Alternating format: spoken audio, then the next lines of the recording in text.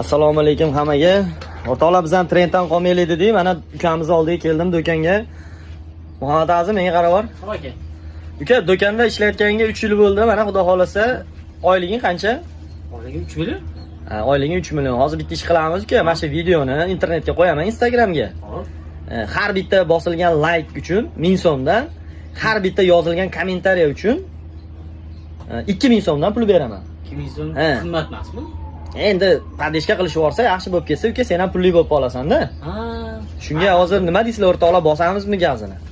Davay, like, kommentariyani ko'proq yozamiz, shu bolani qo'llab-quvvatlaymiz. Xudo xolasa, men pullar topshiraman bu bolaga.